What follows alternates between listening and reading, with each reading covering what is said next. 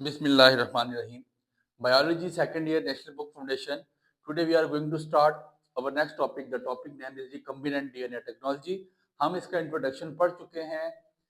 Introduction biotechnology का पढ़ा और उसकी में थोड़ी सी बातें जेनेटिक इंजीनियरिंग की पढ़ ली हैं. टॉपिक इसको हम इतना डीपली लेके जाएंगे. रिकम्बिनेंट डीएनए टेक्नोलॉजी इंतहाई इंपॉर्टेंट टॉपिक है और लेंथी टॉपिक है, तो हम कोशिश करेंगे कि इसके छोटे छोटे पार्ट्स में इसको पढ़ें ताकि आपको इसको आसानी से समझ आए. और इस चैप्टर से इंशाल्लाह लॉन्ग आ रहा है. रिकॉम्बिनेंट डीएनए टेक्नोलॉजी बेसिकली क्या है? जेनेटिक इंजीनियरिंग लिखिएगा, इसको नोट डाउन करिए, जिस तरह उतारा जा रहा है ऐसा लिखे, बुक को छोड़ दे. Genetic engineering is also called, genetic engineering के बारे में बता के आ चुका था. Genetic engineering is also called, आपसे रिक्वेस्ट यही है कि ये पूरी सीरीज स्टार्ट हो रही है तो इसको स्टार्ट से पढ़ते हुए आएंगे तो बात आपको समझ आएगी.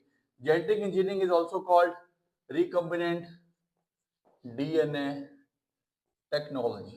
ठीक है, बाकी बात आपको प्रीवियस लेक्चर में बता चुके हैं कि बायोटेक्नोलॉजी होता क्या है और बायोटेक्नोलॉजी ने क्या इंकलाब बर्पा किया. तो ये वही बात लिखिएगा.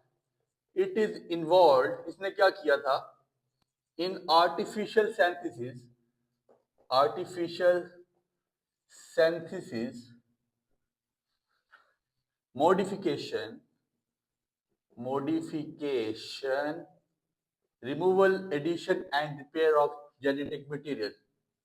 Removal, addition and repair of genetic material. और जेनेटिक मटेरियल क्या चीज है आपके पास? आपका डीएनए, डीऑक्सी राइबोन्यूक्लिक एसिड. ठीक हो गया. और हुआ क्या?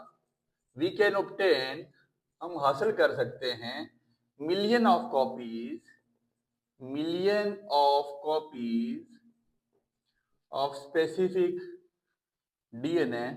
of specific DNA inside, we can obtain million of copies of specific DNA inside a bacterial cell, inside a bacterial cell. अब बैक्टीरियल सेल किस तरह? रिकम्बिनेंट डीएनए टेक्नोलॉजी की मदद से. तो we can obtain million of copies of specific DNA inside a bacterial cell. Recombinant DNA technology लिख लीजिएगा. Recombinant, इसी के बारे में इंशाल्लाह आगे हमने पढ़ना है. इसमें पूरे इसके सारे पांचों के पांच जो हमारे पास के प्रोसेस है उसको हम डीपली पढ़ेंगे. Recombinant DNA technology.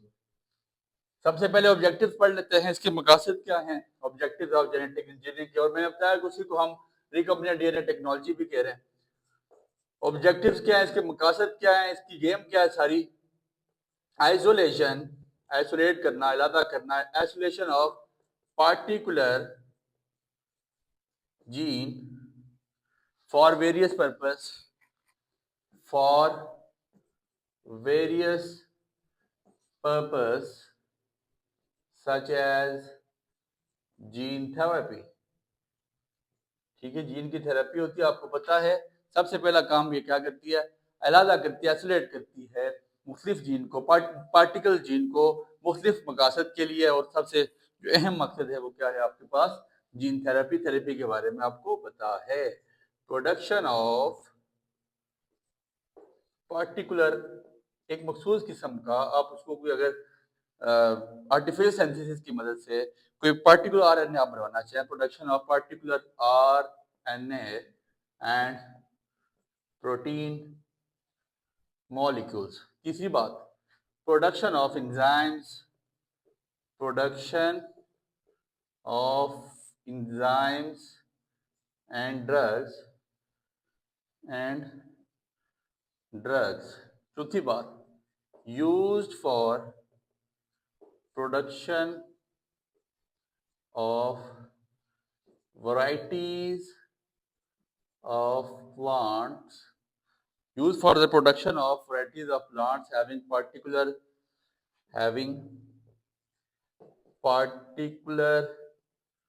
desirable character. चारों बातों को मैं ब्रीफ करता हूँ एक दफा दोबारा. आइसोलेट करती है किसी भी मखसूस जीन को एक खास मकसद के लिए. किसी मखसूस जीन को क्या करती है? खास मकसद क्या है आपका जीन थेरेपी का। पर्टिकुलर आरएनए और प्रोटीन मॉलिक्यूल बनाती है, एंजाइम एंड ड्रग्स को आप ये कहते हैं उसमें इस्तेमाल होती है use for the production of varieties of plants. आप किसी भी प्लांट को उसकी आप अपनी मर्जी का, आपने पढ़ा जीन क्लोनिंग होती है, जीन थेरेपी होती है, क्लोनिंग आपने पढ़ा उसमें टिश्यू कल्चर एंड क्लोनिंग में। ये तकरीबन बात आपको वहां तक लेके जाऊंगा, उम्मीद है यहाँ तक की बात आपके पल्ले पड़ चुकी है। अब इसके बाद कंपोनेंट्स पढ़ने हैं हमने, कौन से 5 कंपोनेंट्स है, components of recombinant DNA technology, और उनको मजीद जो ब्रीफ करेंगे तो एक अलग सेपरेट टॉपिक में करेंगे। हेडिंग दे दीजिएगा कंपोनेंट्स ऑफ आर, आर का मतलब रिकम्बिनेंट आप पूरा लिखिएगा, डीएनए टेक्नोलॉजी। मैं अपना टाइम और आपका टाइम बचाने के लिए इसको पूरा नहीं लिख रहा, आपने रिकम्बिनेंट लिखना है। सबसे पहला कंपोनेंट क्या है, जीन ऑफ इंटरेस्ट होता क्या, इंशाल्लाह नेक्स्ट लेक्चर में पढ़ेंगे और इंतहाई अहम चीज है। फिर मॉलिक्यूलर सीजर्स, मॉलिक्यूलर पॉइंट्स के नाम लिख लें, इंशाल्लाह अल्लाह ने चाहा तो बड़ा ब्रीफ करके ये आपको पढ़ाया जाएगा।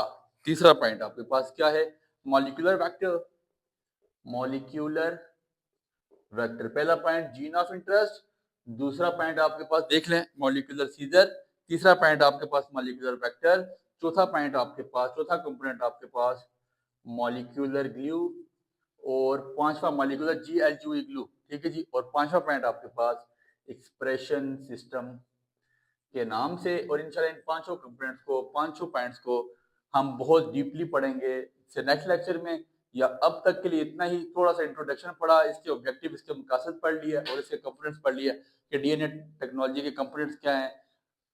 तो उम्मीद है यहाँ तक की बात आपको समझ आई है। नेक्स्ट लेक्चर में इंशाल्लाह इसको डीप लेके चलते हैं। दुआ में याद रखिए।